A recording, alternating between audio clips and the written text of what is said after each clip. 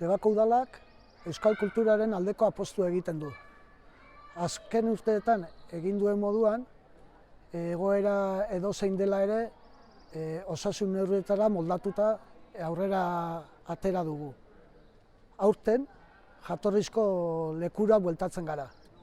Euskal kultura sustatzeko, aurtengo egitarauan gazte sorkuntzari eta emakumeei lekua eman nahi izan diegu. Eta hildo horretan, Tene Mujika hil zeneko 40. urteurrena betetzen ari garen honetan, Tene Mujikak ere lekutxo bat izango du aurtengo Iturriondoanen. Iturriondoan, herritarrek egiten dute, beraien kultur ekarpenekin eta baita ere ikus-entzule moduan. Debako udalak eskerrak eman nahi dizkie herritarrei eta gonbidatu aurten ere parte hartzera. 9.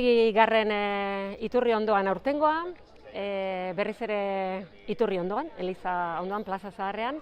Eta aurten ere saiatu gea disiplina desberdinetako ekitaldiak ekartzen, bertsolaritza, literatura, antzerkia, dantza eta musika ere bai. Eta aprobetxatu dugu pixka bat herrian daukagun ondare, igual oraindik deskubritzeko daukaguna ere argitara emateko, orduan bertsolaritzaren bitartez aurten adibidez Tene Mujika edukiko dugu. Eta gero begiradak badakizue herritarrekin egiten dugun ekitaldia, irudiak eta literatura pixka bat uztartuz. Eta gero esan bezala, dantza, antzerkia bereziki aurten